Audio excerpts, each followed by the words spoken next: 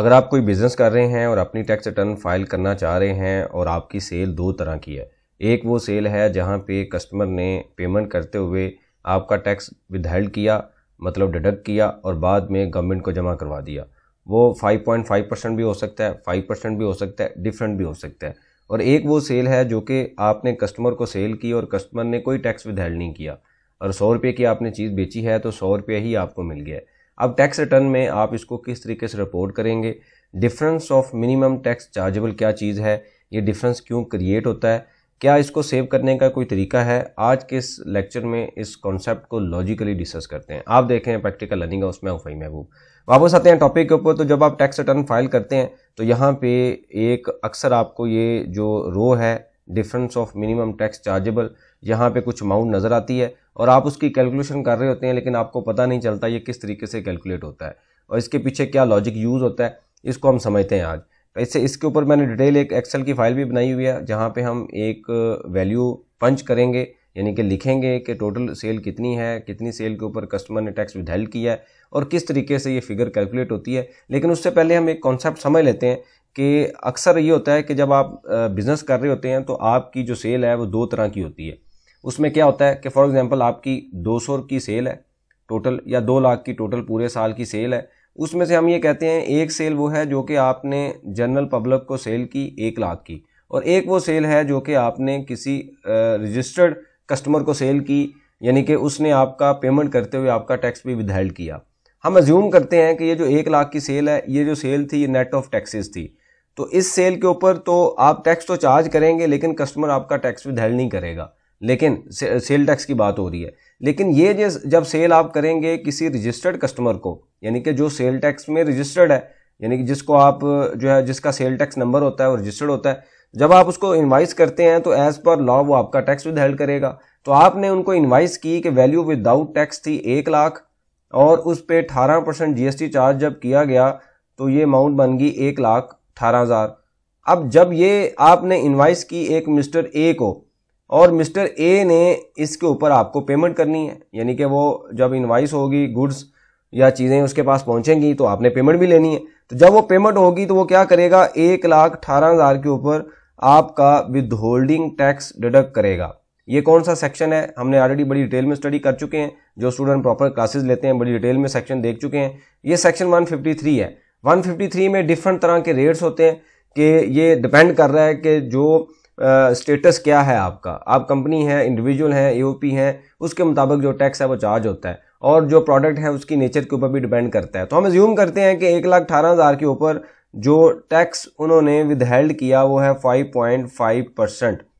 अब ये तो था ड्यूरिंग द ईयर, जब आप सेल करते हैं, पेमेंट लेते हैं, ट्रांजैक्शंस हो रही हैं। अब हम ये कहते हैं साल के एंड पे जाके 30/6/2025 को जाके आपने टैक्स ईयर 2025 की रिटर्न फाइल करनी है। अब वहां पे जाके आप ये कहते हैं जी मेरी जो टोटल सेल है वो है 2 लाख, टोटल सेल तो यही है, 1 लाख के ऊपर टैक्स विदहेल्ड हुआ है, एक के ऊपर टैक्स विदहेल्ड नहीं हुआ, मतलब एक के ऊपर आपने विदहोल्डिंग टैक्स दिया हुआ है, एक पे नहीं दिया हुआ। हम ये कहते हैं हमारी जो कॉस्ट है ना वो है 1,50,000 और 50,000 पे हमारा प्रॉफिट आ गया है। अब क्वेश्चन ये है कि इस प्रॉफिट के ऊपर मैंने टैक्स कैसे चार्ज करना है, ये बहुत बड़ा क्वेश्चन है। क्या मैं बिजनेस स्लैब रेट अप्लाई करूंगा? वैसे तो 6 लाख से अगर कम प्रॉफिट होगा तो टैक्स नहीं होता, लेकिन चूंकि समझाने के लिए मैंने एग्जांपल ली है कि इस प्रॉफिट जो भी अमाउंट आती है अगर 6 लाख से ज्यादा है तो क्या मैं बिजनेस स्लैब रेट अप्लाई करूंगा? अगर मैं बिजनेस स्लैब रेट अप्लाई करता हूं तो ये जो विदहोल्डिंग टैक्स कट चुका है क्या उसको मैं एडजस्ट करूंगा, माइनस करूंगा, या इसके अलावा कुछ और फार्मूला है? इसके ऊपर लॉ ये कहता है कि जी आप अपनी सेल को दो तरह से डिवाइड कर लें। एक सेल वो है जिसके ऊपर कस्टमर ने टैक्स डिडक्ट किया है, एक वो है जिसमें नहीं किया।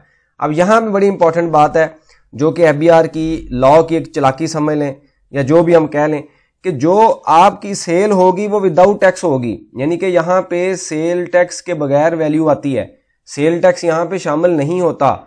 लेकिन जब आप कस्टमर को इनवाइस करते हैं तो उसमें जीएसटी शामिल होता है और कस्टमर जो आपका टैक्स विदहेल्ड करता है वो 1,18,000 मतलब जीएसटी के ऊपर भी 5.5% टैक्स विदहेल्ड करता है। इनडायरेक्टली हम ये कह सकते हैं कि टैक्स ऑन टैक्स है, जीएसटी के ऊपर भी टैक्स है। अब ये होना तो ये चाहिए फिर जो सेल है वो भी 2,18,000 की होनी चाहिए, लेकिन चूंकि इनकम टैक्स रिटर्न के अंदर विदाउट टैक्सेस वैल्यू लिखते हैं वो वैल्यू क्या है 2 लाख। टैक्स विदहेल्ड हुआ है 1,18,000 के ऊपर, मतलब इसकी जो 50% सेल है वो 1 लाख के ऊपर तो टैक्स नहीं है, लेकिन दूसरी सेल के ऊपर 1,18,000 के ऊपर विदहेल्ड हुआ है। अब यहां पे लॉ ये कहता है कि जी जो टैक्स विदहेल्ड हुआ है एट सोर्स उसको हम कंसीडर करेंगे मिनिमम टैक्स। याद रखें ये जो मिनिमम टैक्स रजीम है, अगर आप मैन्युफैक्चरिंग कंपनी है, मतलब आप चीजें बना के बेचते हैं, मैन्युफैक्चरिंग आपका सेटअप है, तो उसके बाद आप आगे सेल करते हैं, तो ये अगर मैन्युफैक्चरिंग कंपनी है उनके लिए नहीं है, ये एओपी और बिजनेस इंडिविजुअल जो ट्रेडर हैं, डिस्ट्रीब्यूटर हैं, उनके लिए है, मैन्युफैक्चरिंग के लिए नहीं है। मैन्युफैक्चरिंग के लिए अभी हम इस लेक्चर में पढ़ेंगे भी नहीं, लेक्चर कॉम्प्लेक्स होगा, समझना भी मुश्किल होगा, फिर कभी डिस्कस करेंगे बाद में कि मैन्युफैक्चरिंग की कैलकुलेशन कैसे होनी है। अभी हम ये देख रहे हैं कि आप ट्रेडर हैं, डिस्ट्रीब्यूटर हैं, होलसेलर हैं, एक सेल वो है जिसके ऊपर कस्टमर ने टैक्स डिडक्ट कर लिया, एक वो है जिसके ऊपर डिडक्ट नहीं किया। क्वेश्चन ये है कि ये अब कैसे आईआरएस के अंदर इसको रिपोर्ट करना है।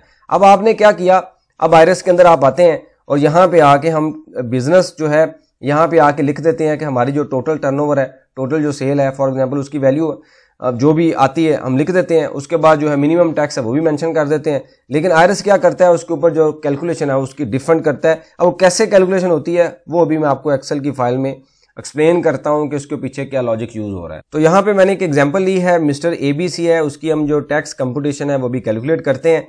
इनकी टोटल जो सेल है वो 30 मिलियन है और इनके एक्सपेंसेस हैं, कॉस्ट है 27 मिलियन और उसके ऊपर जो प्रॉफिट बनता है वो 3.3 मिलियन है, यानी कि 33,92,000 है।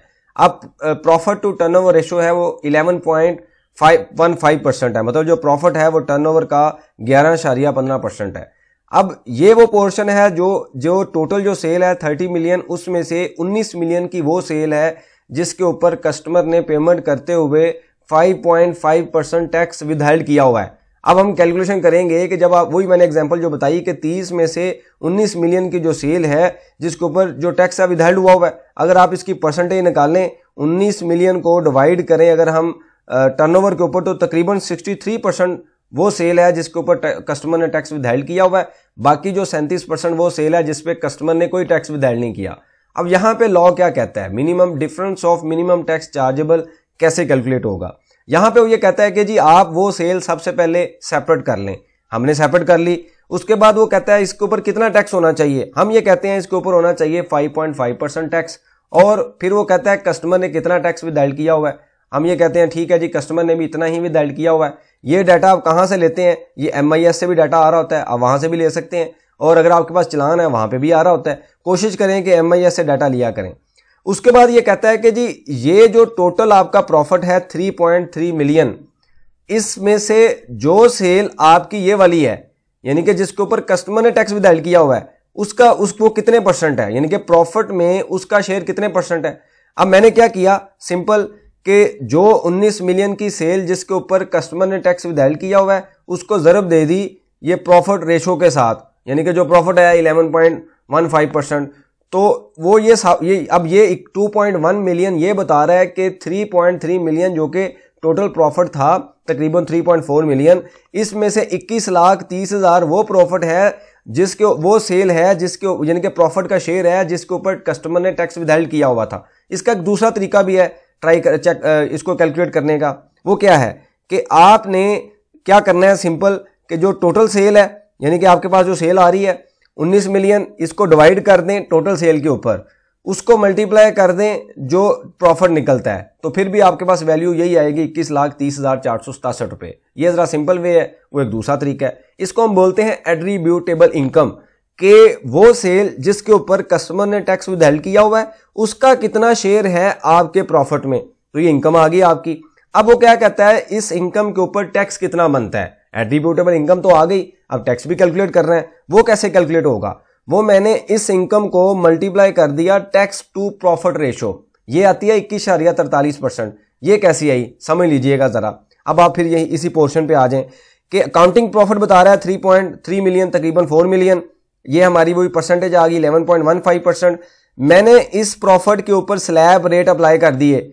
स्लैब रेट कौन से हैं, जो बिजनेस स्लैब रेट है यहाँ पे आ रहा है। यहाँ पे मैंने सिंपल अमाउंट लिखी तो उसने कहा कि भाई आप स्लैब नंबर 5 में आ रहे हैं, आपका जो प्रॉफिट है 32 लाख से ऊपर है, 56 लाख से कम है, तो 40% का स्लैब रेट अप्लाई होगा और टोटल जो टैक्स बनता है वो 7,27,000 है। ये कौन सा स्लैब रेट है? जो बिजनेस स्लैब रेट है। यहां पे आप देखें तो मैंने पूरी डिटेल में मेंशन कर दी है, सारी चीजें लिख भी दी हैं। डिवीजन 1 है, पार्ट 1 है और फर्स्ट स्केड्यूल है, इसमें मैंने इंडिविजुअल या एओपी के जो बिजनेस रेट है वो अप्लाई कर दिए। यानी कि 30 लाख जो 33 लाख का प्रॉफिट है, 3.3 या 4 मिलियन का जो प्रॉफिट है, इसके ऊपर बिजनेस स्लैब रेट अप्लाई करें तो टैक्स बनता है 7,27,000। लेकिन क्योंकि जो टोटल सेल है उसमें से 63% पोर्शन है, ये जो हमारी सेल जिसके ऊपर कस्टमर ने टैक्स विदहेल्ड किया हुआ है, इसके ऊपर जो टैक्स बनता है यानी कि एट्रीब्यूटेबल टैक्स है, वो कैसे कैलकुलेट हुआ? अच्छा, उसके बाद आप पहले इसके ऊपर इस कॉन्सेप्ट पे आए कि 7,27,000 बिजनेस स्लैब रेट के मुताबिक टैक्स बनता है।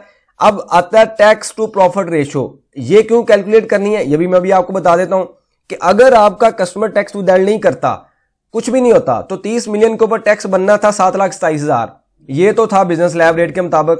अब ये अगर टैक्स होता तो ये कितनी रेशो बननी थी कि आपने 7,27,000 को नेट प्रॉफिट पे जो प्रॉफिट बिफोर टैक्स है उस पर डिवाइड किया तो आपकी टैक्स टू प्रॉफिट रेशो कितनी आ गई? 21.43%।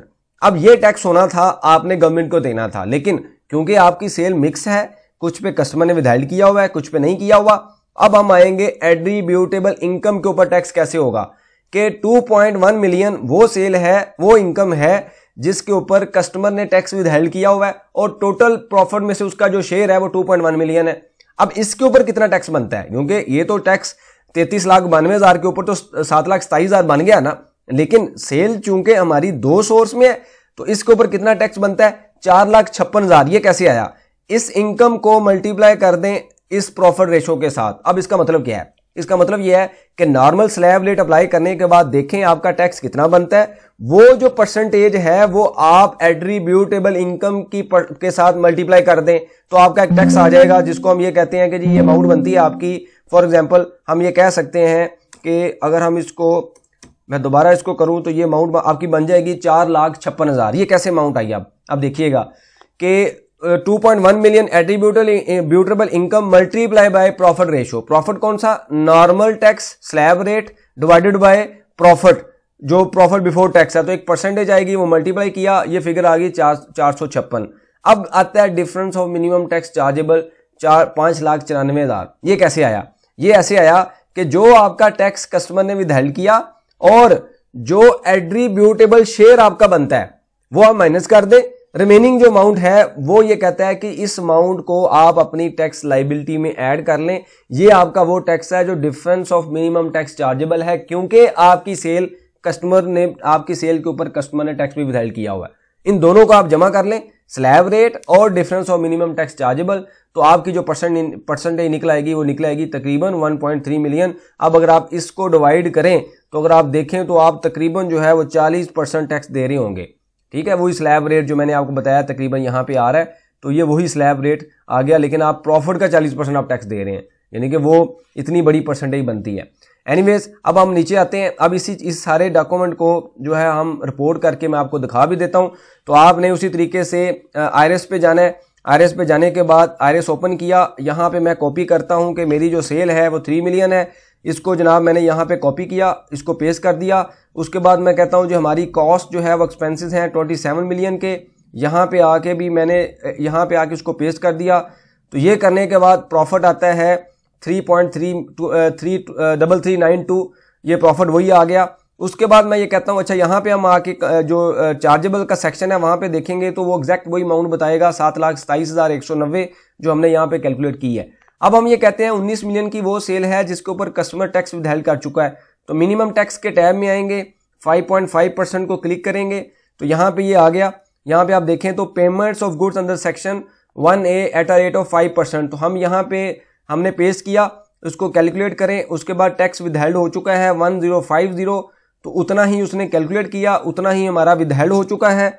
अब क्या करेंगे, तो ये जब जैसे ही आप ये वैल्यू लिख लेंगे तो दोबारा कंप्यूटेशन में आएंगे तो अब आपको पता चलेगा अच्छा मेरा टैक्स तो बनता था 7,27,000, अब सिस्टम जो है ये ज्यादा क्यों कैलकुलेट कर रहा है, क्या वजह है, ये 1321 क्यों कैलकुलेट कर रहा है? तो 1321 इस वजह से कर रहा है, ये आपके सामने फार्मूला है। उसने difference of minimum tax chargeable का कैलकुलेशन की और वो डिफरेंस अगर आप देखें तो 5,94,097 है, वो यहाँ पे फिगर आ रही है। तो अब मेरे ख्याल में आपको समझ आ गया होगा एट्रीब्यूटेबल इनकम कैसे कैलकुलेट करनी है, उसके ऊपर टैक्स कैसे कैलकुलेट करना है, उसको कैसे सबमिट करना है, किस तरीके से आपकी जो कैलकुलेशन है वो नॉर्मल टैक्स की बजाय जो बड़ी फिगर है वो कैलकुलेट होगी। तो ये आपके सामने अवेलेबल है। अगर आप इसको टर्नओवर का परसेंटेज निकालें, इस अमाउंट को डिवाइड करें टर्नओवर के ऊपर, तो आप तकरीबन जो है वो 4-4.5% जो टैक्स है वो दे रहे होंगे जो टोटल सेल का, यानी कि परसेंटेज 4.34% जो टैक्स है हम यहाँ पे सबमिट कर रहे हैं। तो ये जो difference of minimum tax chargeable का क्वेश्चन है, इसको समझना इसलिए ज़रूरी है कि अगर आपकी अंडरस्टैंडिंग इसके मुताबिक नहीं होगी तो आप बहुत ज़्यादा टैक्स दे रहे होंगे, मतलब आपको समझ नहीं आएगी मैंने क्या चीज़ें कहाँ पे रिपोर्ट करनी है। तो पहले अपने कॉन्सेप्ट को क्लियर कीजिए कि भाई इसके पीछे लॉजिक क्या है, जो कि अभी हमने डिस्कस किया है। उसके बाद आप जाएंगे आईआरएस के ऊपर, फिर आपकी अंडरस्टैंडिंग होगी कि क्या आपके मुताबिक 594 था, यहाँ पे वो आ रहा है कि नहीं आ रहा। अगर आप इसको स्टडी नहीं करेंगे, वैसे सबमिट कर देंगे, या तो टैक्स ज़्यादा दे रहे होंगे या कम दे रहे होंगे, दोनों सिचुएशन में आपका लॉस है। कम है तो पेनल्टी चार्ज होगी, ज़्यादा है तो एफबीआर चुप करके बैठा रहेगा, लेकिन आपके पैसे जो हैं कैश फ्लो ज़्यादा पे हो चुके होंगे। तो हम क्यों ज़्यादा टैक्स पे करें? इससे रेलिवेंट कोई भी आपकी सजेशन हो, क्वेश्चन हो, आप डिस्कस करें, इसके ऊपर हम डिस्कशन करेंगे ताकि जो लर्निंग का प्रोसेस है कंटिन्यू रहे। बहुत शुक्रिया, जज़ाकल्लाह।